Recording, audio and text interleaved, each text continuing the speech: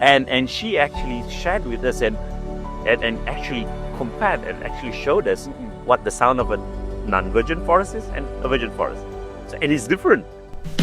Sabah Chats, oh Sabah Chats, Sabah Chats podcast. Hey ya fellas, it's your boy Vance, your host for Sabah Chat podcast. We are back again with a new episode, and today we're gonna have a very amazing someone to be here with us, the CEO of Borneo Nature Tours, and he is famous with his own product, that is Borneo Rainforest Lodge. Please welcome Mr. Freddie Coleman. Hi, boy. Is that?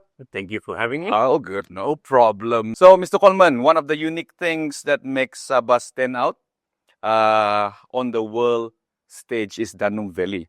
Correct. So, for those who don't know, can you tell the viewers what makes Danum Valley so special? And do you remember how you felt when you first stepped into the ancient forest? Wow. Okay. Obviously, as you mentioned, Danum Valley is situated in the region of Lahadatu. Yep. It is actually situated deep in the forest, about 2.5 hours road ride. Obviously, with four-wheel drive. Yeah. Because it actually goes along a very long-winded logging road before.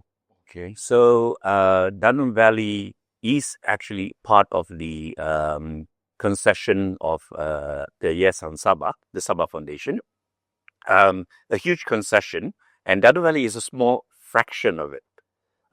Almost the size, 2/3 the size of Singapore, believe it or not. Oh. And it's a conserved forest, virgin forest, untouched, class 1 forest reserve. And it has never been, in a way, logged or penetrated before.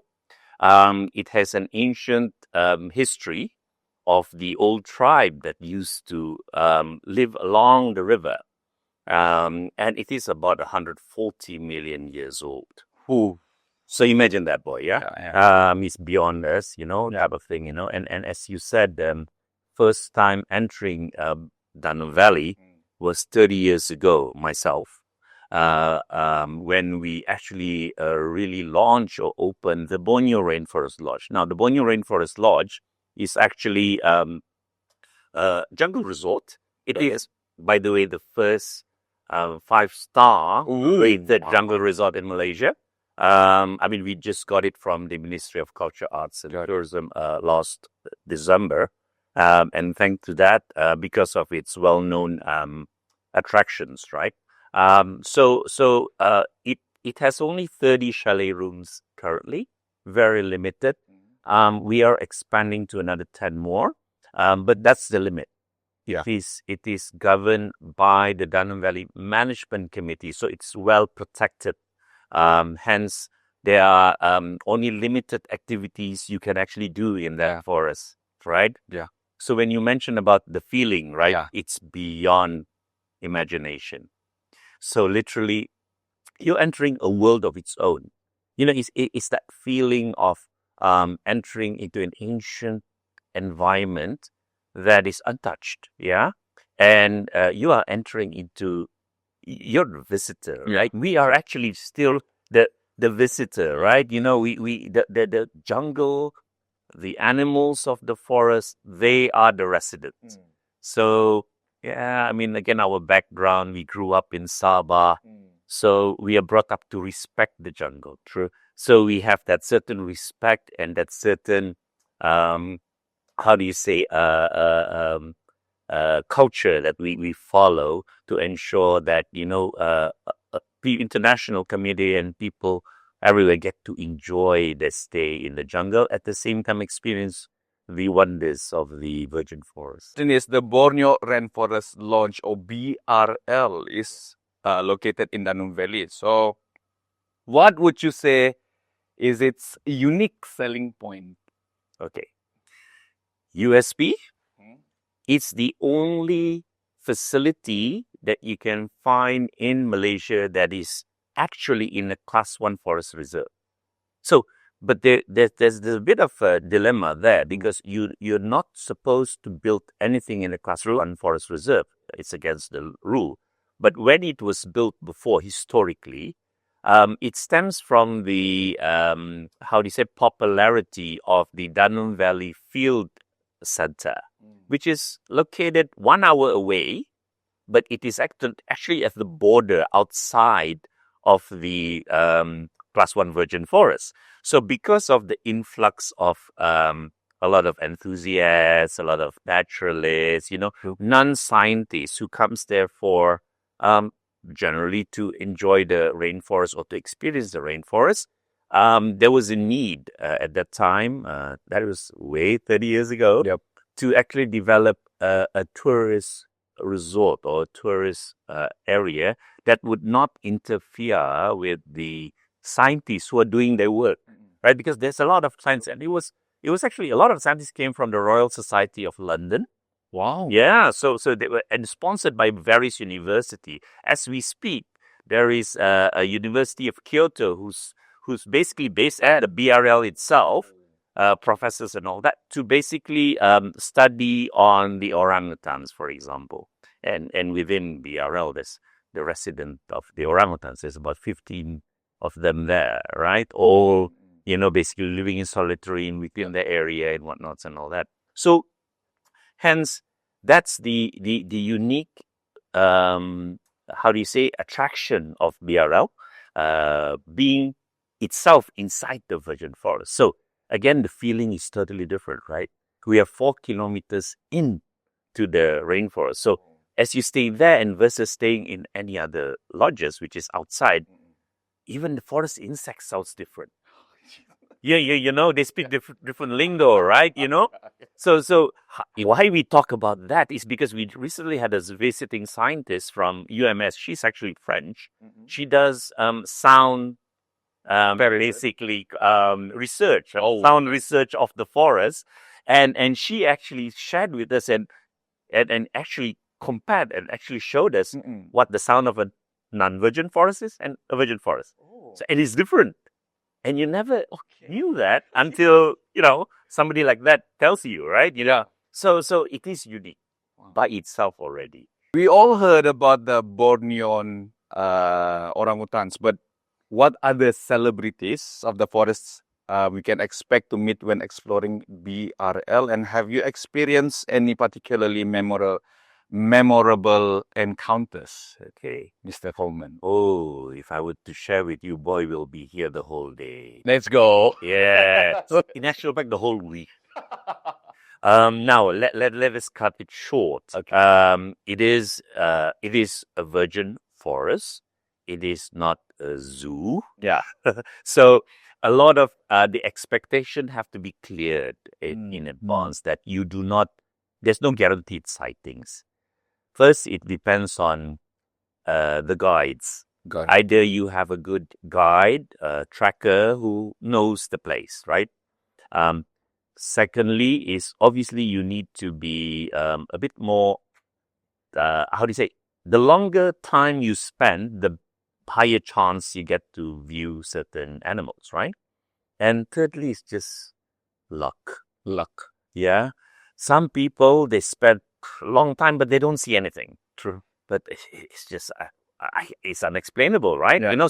But ultimately, despite multiple good guides and brought them everywhere, but they didn't see.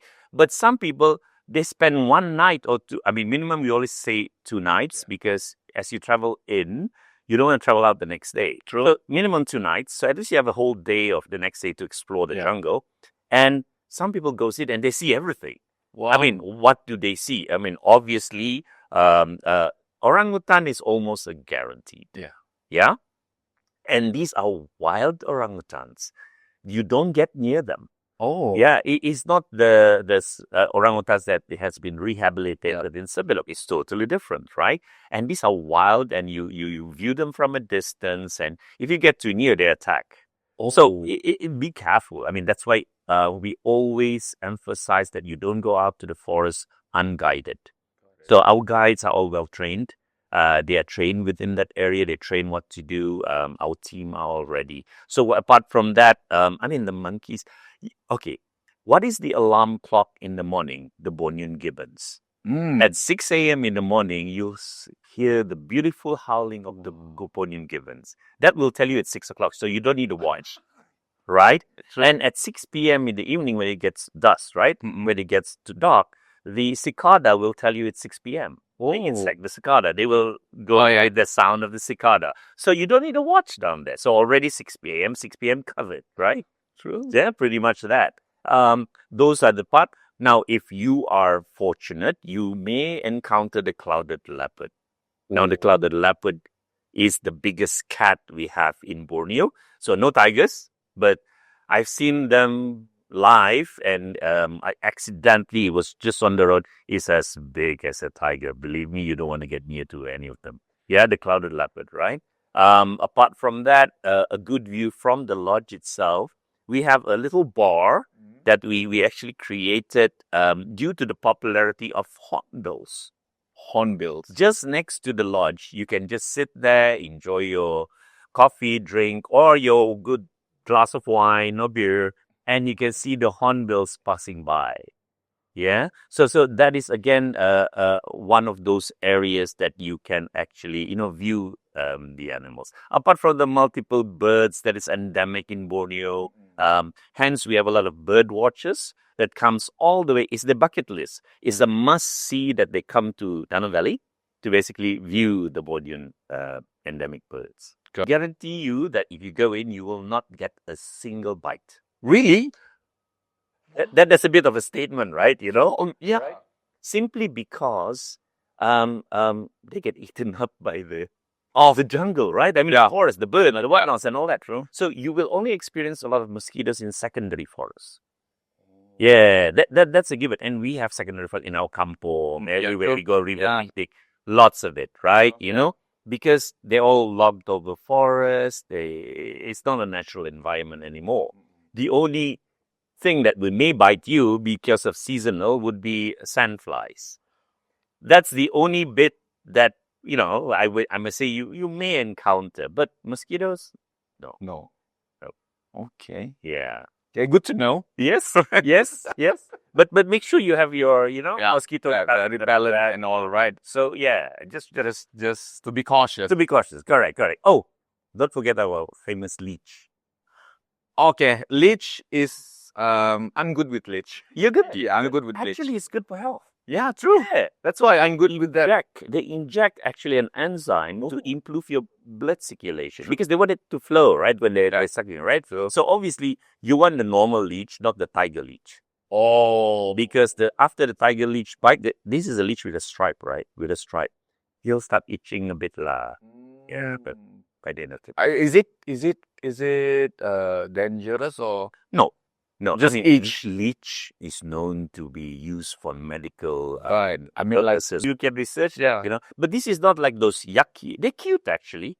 They're cute. I mean, these are not the sawah padi leech, Got it. Right, the paddy fields, right? These are leech that eat in jungle and whatnots and all that, And well, if you get bitten, we give you a certificate. Oh, really? Yes. Okay. But you have to prove that you got it. Okay.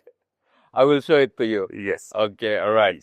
So, the Borneo Rainforest Lodge was officially certified as a sustainable destination last November by the Global Sustainable Tourism Council, that is GSTC. Correct. So, why is being certified important to BRL, and what does this certification mean for the lodge and its future operation? Right, Mr. Coleman. So, as we grew, I mean, we celebrated our 30 years anniversary last year. Congratulations. Yes, thank you, boy. So, again, I was there 30 years ago, and I just came back 2 years ago. Oh, so again, I was in and out. So 30 years ago, it was new at that time. It was a buzzword. I mean, what's ecotourism? What's nature tourism? At that time, Sukau did not even exist at that time. There was only like a small area that is operating on bed and breakfast type of thing. So when we started it and when the government started to invest in it, it has sort of evolved eventually to as it is now a destination that is well sought after in terms of nature tourism, in terms of Borneo Rainforest and all that experience, right? So why is sustainable important? Because we hope that 30 years to come, it's still there. Plus, we are in a sensitive environment. So anything we bring in, we got to bring out. We cannot leave it there. Yeah. So hence, there's a lot of practices that we do deliberately to ensure we maintain the environment. We basically recycle as much as we can. Yeah, even to the stage of our cooking oil, right? We make soap out of it. True. So the soap is given to the guests to use. Oh. Right. So the guests use recycled soap. I mean, to that stage, right? You know, we try to not have any plastic. If we do, it's all going to be brought out to the recycled area, right? And then the whole lodge itself is design architectural is to create natural airflow. So you get the breeze at any given time. Yeah. Even the lighting is actually precisely to avoid insects to come in and whatnots and all that. So it is important. We do sustainable sourcing. We promote all local products. Even the coffee is locally sourced. About friends on a weekend trip to the Borneo Rainforest Lodge, what's the one thing I should do to convince them? Right. The canopy walkway, obviously. Okay. It is actually the longest canopy walkway that you can find, 360 meters in length. It is about approximately 30 meters high. So as the saying goes by most of the researchers, not from me, 90% of the life in a rainforest is above the canopy. Oh. Believe it or not. And they're like, wow. Then you start thinking, because even the orangutans build their nests on the trees. Above tree. Yes.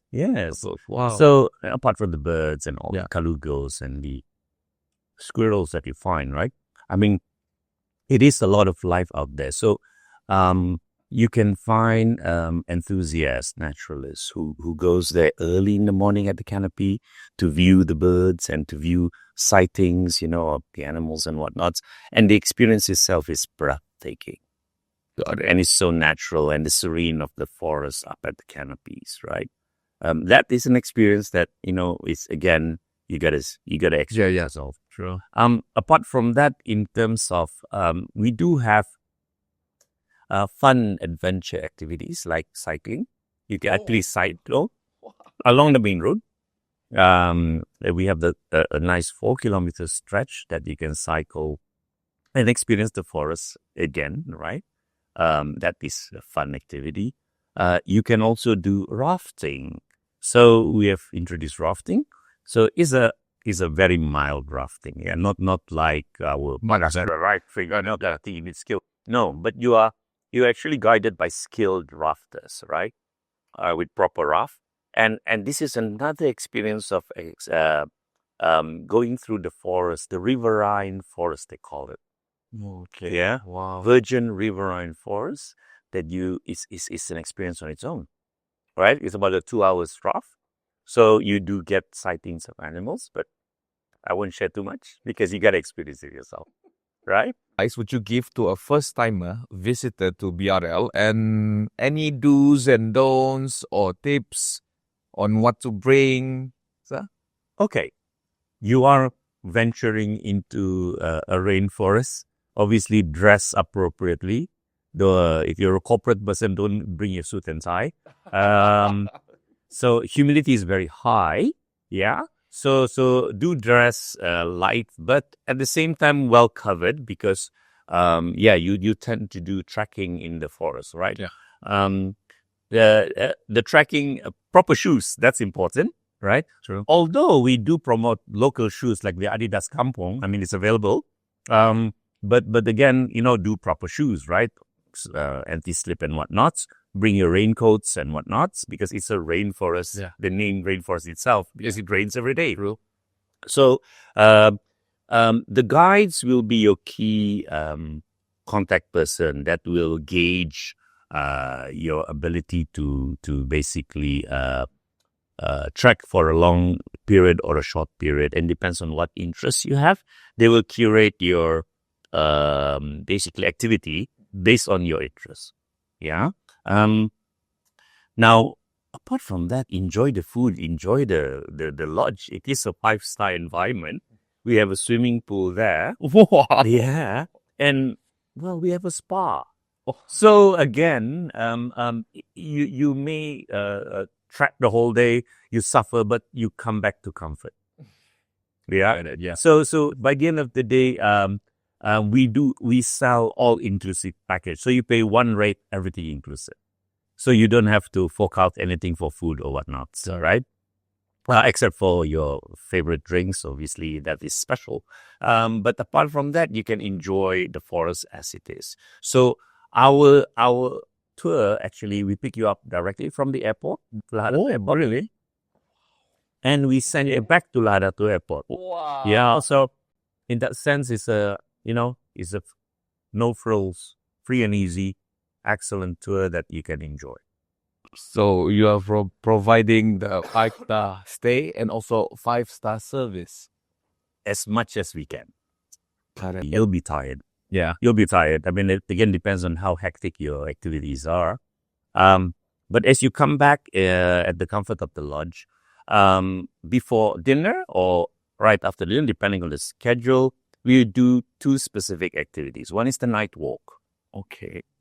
During the night walk, the guides will bring you to experience nocturnal animals, right? It's very interesting. You can see the western tarsier. That's the unique little big eye, primate. So again, that is something that can be viewed during the night walk. Apart from the insects and the butterflies and the moths that you find and all that, and nightlife itself is totally different from the day. Then obviously the other interesting one will be the night safari. So that will be a longer trip whereby you'll be driven in a buggy, again because it's quiet, right? And then basically to spot by the expert spotters to spot animals along the way. So these are the 2 main activities. Apart from that, we do occasionally have visiting scientists almost monthly to basically share their scientific works to the guests and to everyone. At the same time, they train our guides, right? So if coincidentally during that period, you come there to visit scientists, they will be mingling around and sharing with you their research, what actually they do down there, from research of elephants to the extinct Sumatran rhino before, because we had that scientist who actually came in from WWF. Again, to what they've actually gone to the tiniest insects, to the dipterocarp trees, to nocturnal animals, various topics. So there is a schedule that we actually send to all our agents to basically tell them about who are the visiting scientists on a monthly basis. Wow. As per the waterfall, there's 2 sort of prominent waterfalls, which are the fairy waterfalls and the serpent waterfalls. They're part of the trek, right? So you can get to experience them. But the closest one will be what they call the jacuzzi pool. I mean, now, it's not a man-made jacuzzi pool. It's naturally made jacuzzi because it has tub-like compartment from the top to the bottom. Yeah, and you get free massage at the bottom. Fish massage. Oh, wow. Yeah. So this is again, natural forest offerings, right? Rainforest offerings. Uniquely, again, in Danum Valley. Got it. So thank you, Mr. Coleman. For those inspired to visit BRL in Danum Valley, how can they start planning their adventure in this amazing rainforest? Right. Book in advance. Very critical because limited rooms. We always try to accommodate as much as we can, and again, the peak is normally between March to October. The booking period is 1 year in advance. because people, mainly 80% of our clientele comes from overseas. They book their trips in advance. So again, try to book as much as you can. Stay a minimum of 2 nights. Don't rush. Yeah. If you rush, then after the whole day of traveling, it's a bit tiring. But it's a tour by itself, because when we drive you in, we explain to you about the reforestation projects that is ongoing by the present government. A lot of replanting is happening, and a lot of activities along the way, right? And of course, getting the information, go onto our website, BorneoRainforestLodge.com. Our agent that actually does all the bookings and the transportation and the guiding is BorneoNatureTours.com. So ultimately, this is actually one same team, right? And we take care of you from Lahadatu Airport itself to the first stop that you have in Lahadatu, so that you can buy your raincoats or your the insect repellent, since you're scared of mosquitoes. So I mean, but the rest of the things, everything is actually in the jungle itself. Got it. Yeah. Got it. So yeah, That's about it. experience the last wonders and the last bastion of forest protection in Borneo. Literally, it's something that you have to experience yourself. Got it. Yeah. Thank you so much, Mr. Freddie Coleman, for being with us today in Sabah Chats podcast. So stay tuned to another episode of 10 Unique Things in Sabah. Peace, Saraba Boy fans. I'll see you again. Thank you.